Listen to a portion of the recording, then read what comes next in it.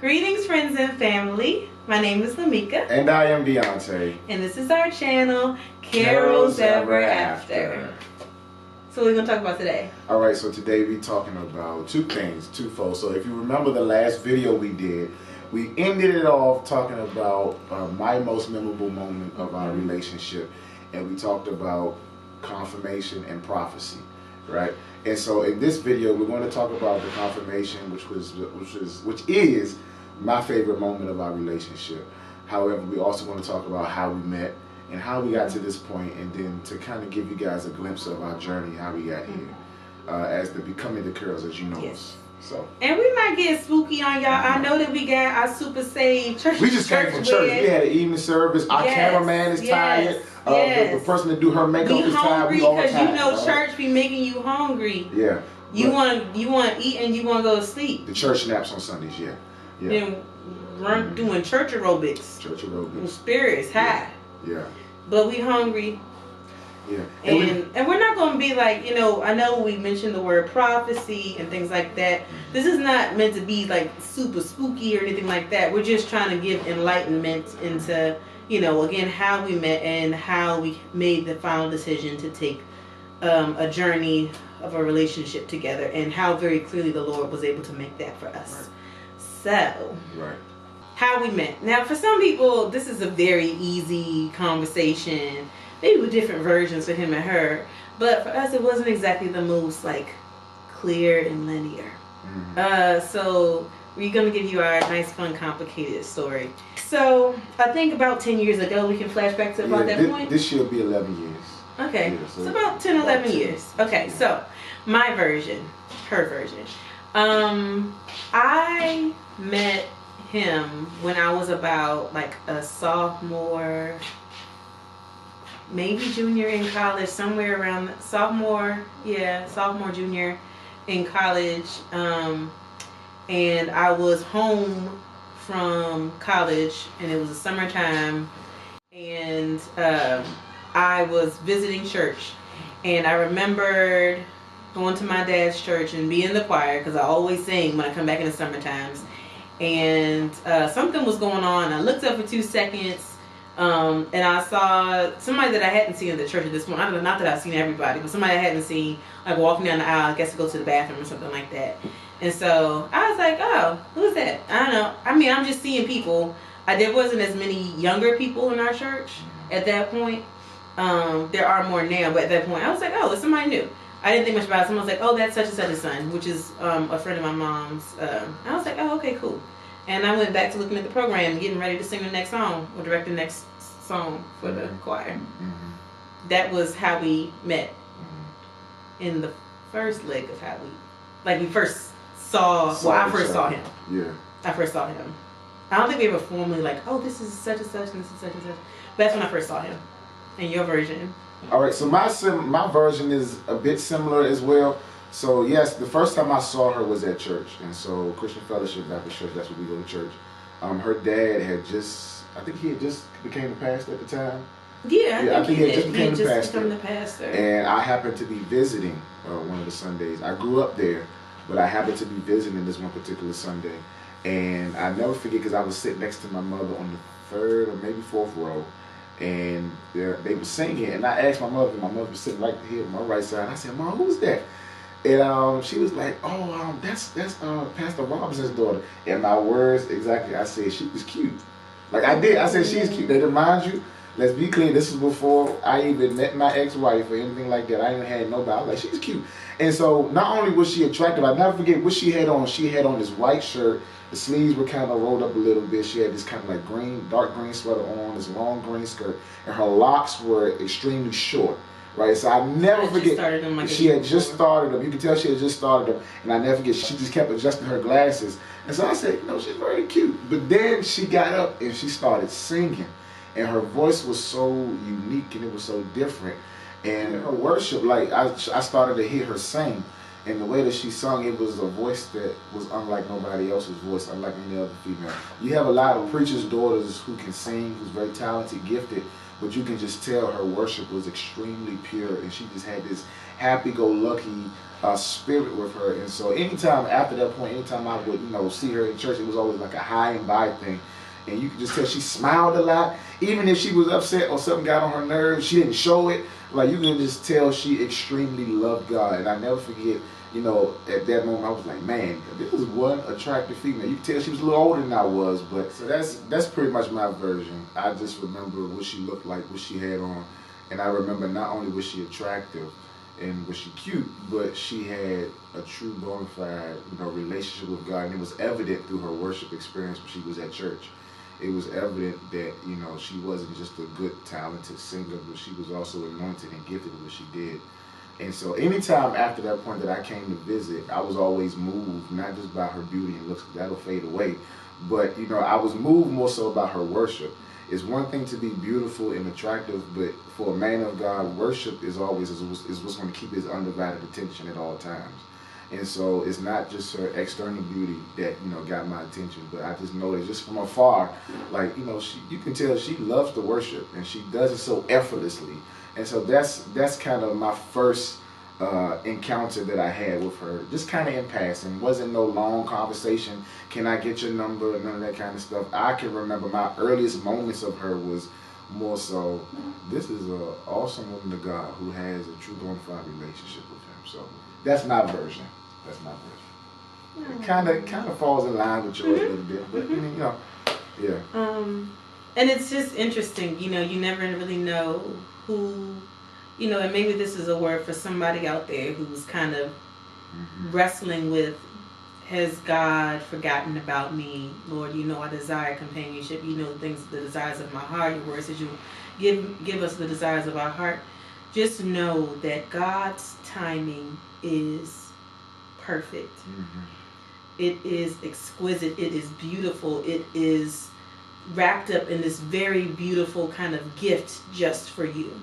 And if you ever find yourself, because we're going to fast forward to, a couple of years ago and really encounter each other, but before I get to that, if you ever wonder at any point in your life if God has forgotten you, or you're seeing other people get blessed in the way that you would desire to get blessed, just know that when God has set something up for you, He's not going to give it to you halfway. He's not going to give it to you broken. He's not going to give it to you fractured. He's going to give it to you in His perfect way. I would rather have the perfect gift from God, the perfect blessing from God, than something that just satisfies the people of God. I want His perfection. And so I thank God that the Lord knows His perfect timing for what we need to have in our life and when we need to have it. And so at that point probably was not the time for us to fully encounter each other, because I don't think that I would have been ready to honor Him in the way that I am now. I don't think I would have been ready to take the journey of purpose with Him as my partner in purpose in the way that I am now. And so, be steadfast and know that, hey, special orders sometimes take a little bit more time. And so next time you see the Lord delivering blessings to other people, just know that maybe yours took a little bit longer because it was a special order. He couldn't just package it just like anything else, right? Custom made. And so that's a word. Doors of the church are now open. Deacons come take charge and take up an offering. Lord have mercy. That was good. You're so funny. Okay, so let's I got a dollar. Wait a minute. That's a word. You got a dollar? Yeah. Yo. Struggles of the black church. No, I'm joking. Oh, we won't cut that out. But so let's fast forward to kind of when we encountered each other years later. Yeah.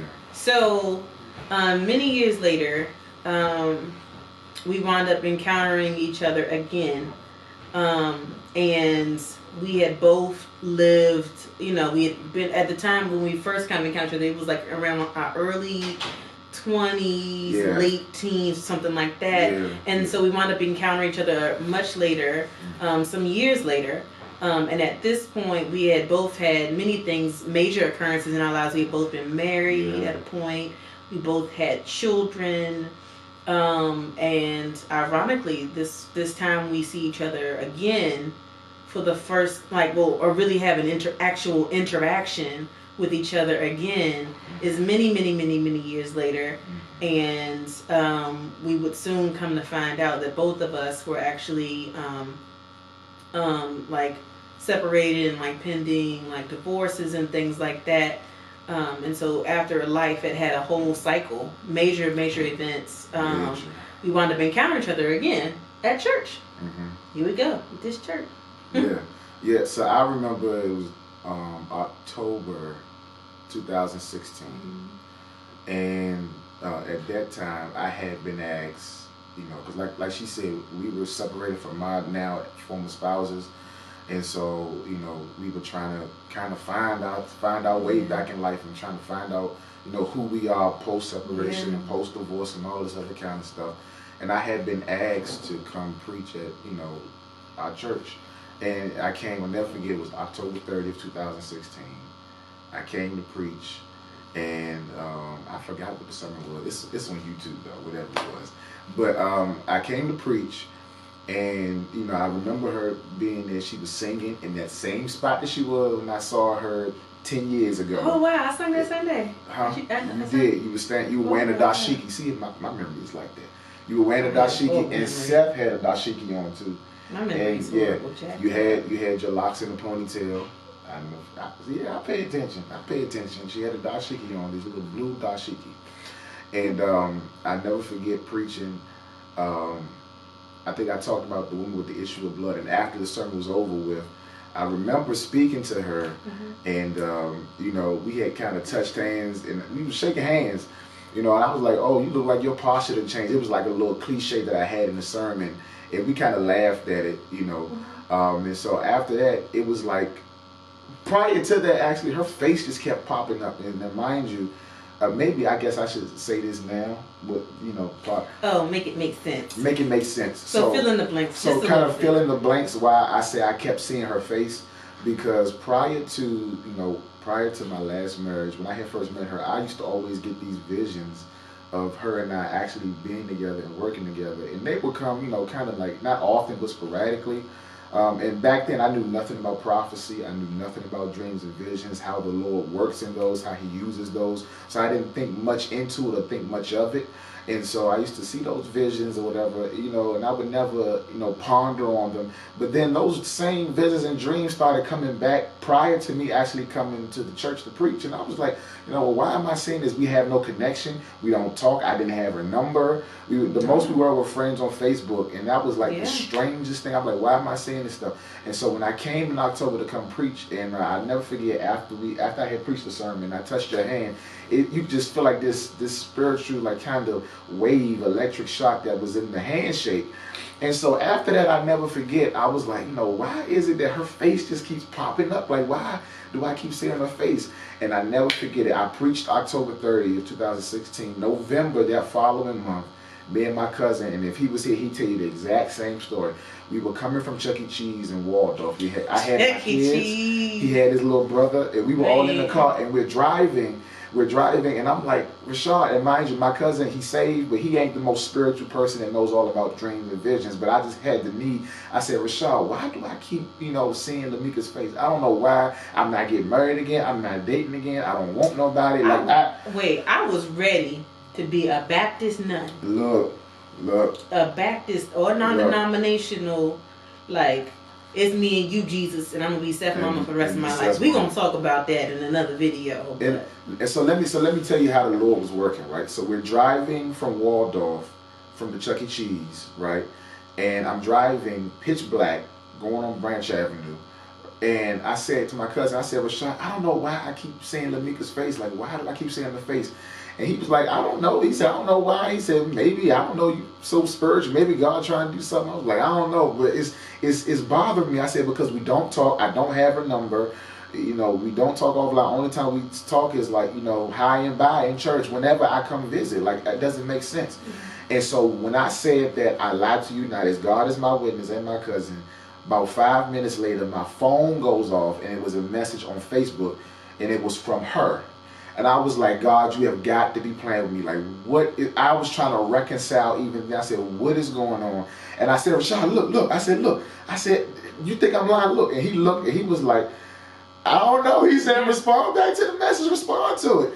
And let me clarify, because wasn't nothing going down in the DMs. Wasn't nothing going down in the DMs. Wasn't nothing going down in the DMs. Contrary. What did happen was I had been having a difficult day, and his message really resonated with me, and so I sent him a sermon. Yeah. Oh, okay. From his sermon that he had previously preached. Like, it was like a week or two before. Yeah, and I sent him. I was like, you know what? He had an awesome word. I mean, just let him know how much I really appreciated the word he gave. Wasn't nothing crazy going on. It wasn't at that point. To be honest, I was too afraid. Like if you've ever had like any major transition in terms of like any relationships or whatever, for whatever reason that they happen, the last thing that I was thinking about was pursuing any man or anything at that point. Yeah. I had been encouraged to by people, I know, like, girl, get back out there, dude. I'm like, child, bad. It wasn't an interest of mine. It was just a genuine and natural like thing. For some reason, he came to my mind. I was having a difficult day, and I thought, I don't know. I said, I wonder if Reverend Carroll got a word. I didn't have a clear understanding of everything that was really going on with him at that point, but it just so happened to be that both of us had already, taken a journey into a new phase of our lives, and so that's kind of how it brought us full circle. Yeah, and so she had reached out, and it's like she was having a rough day, and I'm driving, and I'm looking at this message while I'm driving, and it was this long message, and she just started venting about how she was feeling, what was going on. And so I think I responded. I didn't get her number. I didn't say she was gorgeous. I stuck to the spiritual thing, and I did, and I gave her a word. And I was like, something is just, I don't know what it is. I said, but God doing something. I don't know what it is, but all right, well, whatever you're doing, God, then just do it. And so from that moment on, November 2016, the rest is kind of history in my book. Like that was a Saturday. I think it was a Saturday. It was, and then 2 days later, the conversation picked up again. Some way, somehow. Maybe through a Facebook post. Yeah, or something. But at this point, we had realized that both of us, weren't with, we weren't with. Yeah. And at that point, I was just really trying to be a friend. We weren't thinking like that. It really wasn't thinking about any meaningful, significant relationship, like partnership that you will have, life partnership, it has to be rooted in friendship. As he mentioned, things change. Your bodies change. Your appearance changes. Like all these things, we are very fragile and delicate, but also very beautiful creatures. But these things fade. And if you can't get to the depth of the person, if you can't find the love in the human being that they were created to be, then you will find yourself, as the beauty fades away, so will the love. And so, I bless God that there is a very powerful, God-centered friendship at the core of who we are. We have fun, we laugh, we silly as all get up, but there is something very, very, very amazing and divine that really binds us together. Our third kind of cord that keeps us tight. And so at the time, if you're pursuing a relationship or considering a relationship, one, we are all brothers and sisters in Christ, right? That ain't my sister. He ain't right. That ain't my sister. I don't know what she talking about, but that ain't my sister. Listen. I'm trying to give the people something. One, every person that you encounter is not your Boaz. Let's pause right here for 2 seconds. That's good. Every person, every man that is anointed and that has a gift or is a good person, that does not make them your Boaz, right? Because people will, in a haste to get a husband or a wife, they'll be looking for a husband or a wife instead of looking or waiting, rather, because you don't need to be looking. God does it. He brings it together, even if it's years, right? You don't have to look for your husband or your wife, or I'll speak from my perspective. You don't have to look for a husband. If you're looking for a husband, your search is in vain. And it's so broad. It's your husband, because be careful that in your haste to give yourself a blessing, because you need an insurance plan while God is trying to give you your perfect gift, that you're not going out here and seeking someone else's husband. You better preach. Because there is a your husband for somebody else, but you may, in your haste to try to have somebody, to try to look cute in the sanctified church pictures and all that stuff, and on the gram and all that, you might be intercepting someone else's blessing, trying to speed up your own process, just to, in the end, find the whole thing falling flat. And so be patient with God, because if he has not introduced him into you in a way that is absolutely clear that this is who he wants for you, then leave it alone, because God has to work out something great inside of you first, right? He has to heal your broken parts. He has to heal your wounds. He has to bring some things to your face. There were some things over the period of time that I was on my own and alone that God had to put in my face. Any failed relationship or failed marriage is to a degree a responsibility on both people. There is something that both people could have done differently.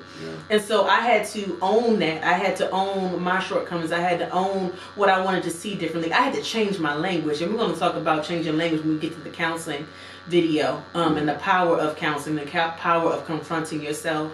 But I had to change my language and figure things out. And that is really what helped me to be ready to recognize God's spirit and how he was moving in this amazing man of God. And so again, don't be in a rush to get a husband.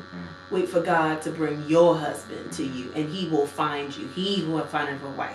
And there's nothing better than both individuals being ready and recognizing that this is what God is doing, right? Yeah. And so I think that kind of leads us into the confirmation piece, right? So, what? Lord. So the confirmation. Go ahead. I ran. Go ahead. I mean, I wasn't running because he was pressuring me or anything like that.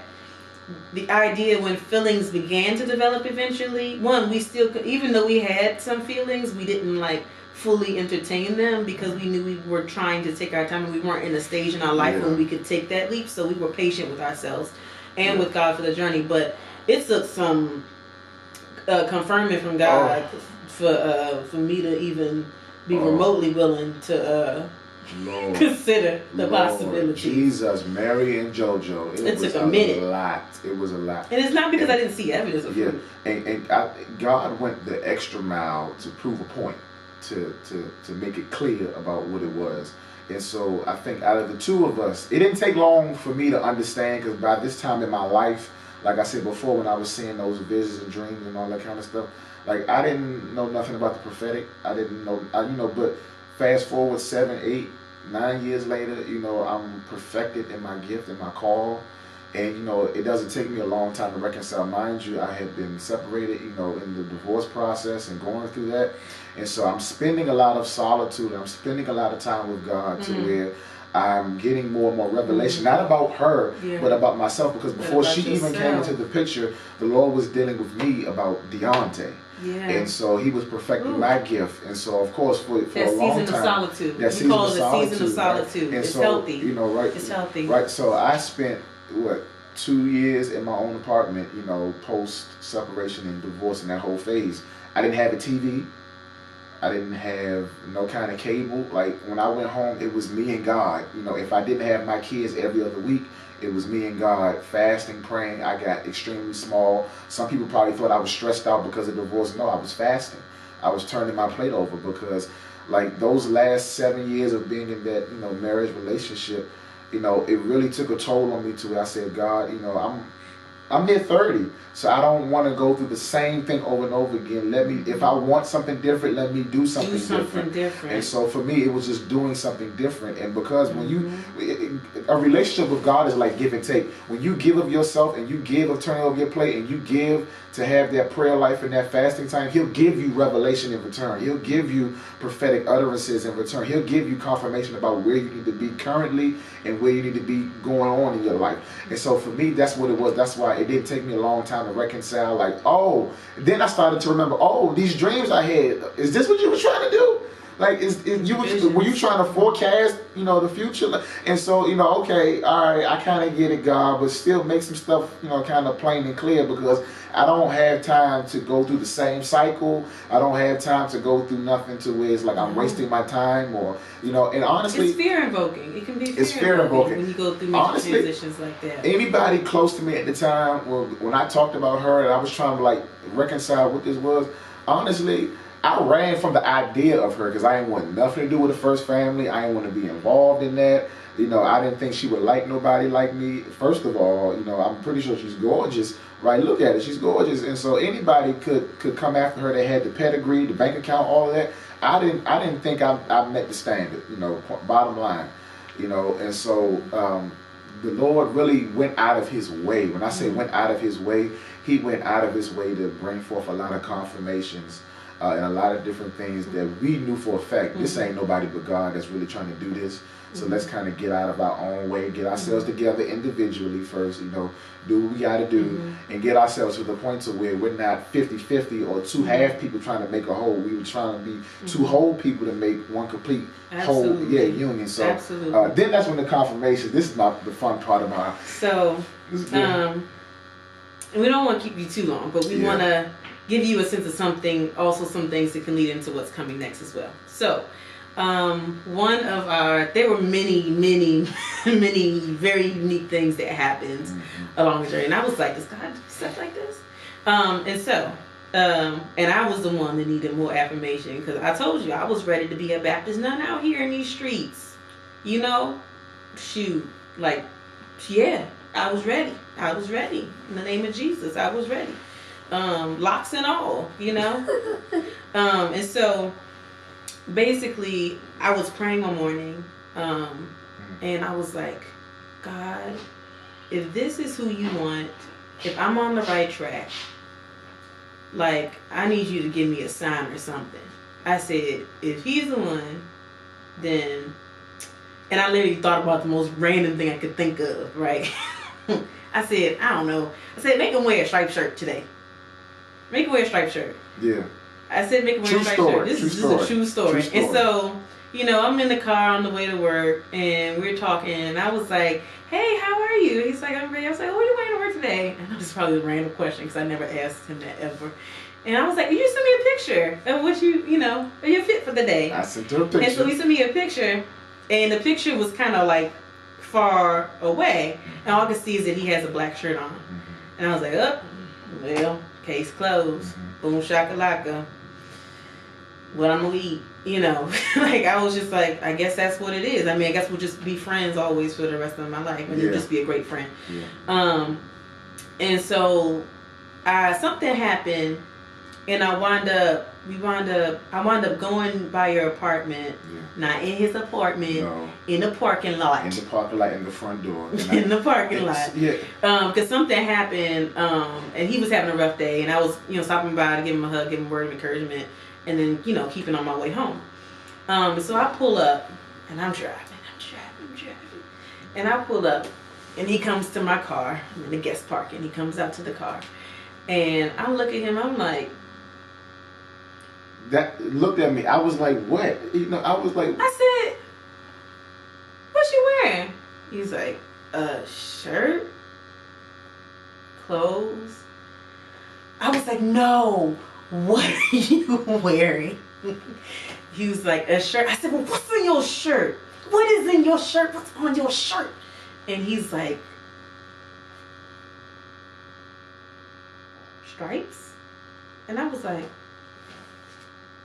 yo. And so he comes around and gets in the passenger seat of the car, and he's looking at me like, because she looked at me like, for like a good, ugly? I'm like, so let me fill in my part, right? So this morning, so I had to dress up for work this particular day. I gotta dress up, you know, kind of all the time, but I had to wear kind of like a suit and tie. And, you know, there was this pressing to get to wear all black with a white belt. I sent her this picture, but I posted it on Facebook. And if you really look at it, you can see the fine gray stripes on it. It's hard to see. It's hard to see it, but you can see it. It's very hard to see it. It's hard to see it. And so normally I had a habit, when I get home from work, I take my clothes off and just change my clothes and get comfortable.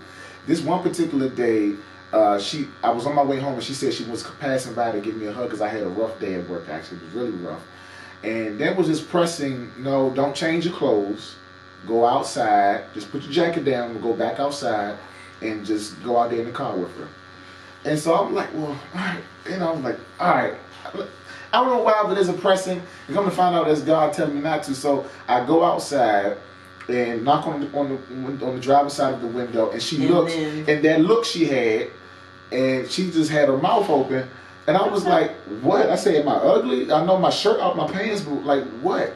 She said, "When did you put that shirt on?" I said, "I had it on all day." She said, "Are you sure that's the picture you sent me this morning?" I said, "Yes." Yeah. You can see everything. I said, "The only thing is just different is the stripes. You can't really see." The stripes were like very the stripes fine. were You very have to fine. see up close. Yeah. So had he not had a difficult day, I would not have seen him up close enough to see the shirt that he was wearing striped. And I said, "Do you have a lot of striped shirts? When's the last time you wore it?" He said, "Months ago." He said, "I only have 2 shirts with stripes in them." Yeah, and he this said, is one of them, and I don't wear this because it's not really my favorite at the current time. I don't wear it a lot, but there was a pressing to wear it today.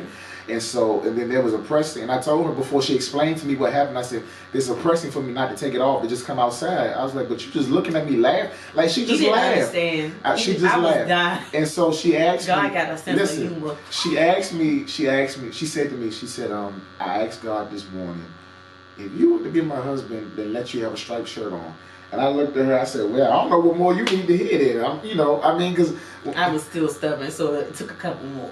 Yeah, so it took a couple more confirmations. Yeah, that's just one of the favorites. So I still have that shirt. Yeah. I wear it more now, and I call it the confirmation shirt, right? But yeah, I do. And so there was this. That's her confirmation. But for me, this video's going to be a confirmation. So there's several, right? And I think that the big picture of this all is the importance of continuing to seek God and have your own walk with God throughout whatever process, whatever it is, wherever He's trying to take you, whether it's a business venture or a relationship, whatever you're trying to pursue, it's so important to keep yourself God-centered because you need Him to guide you along the way.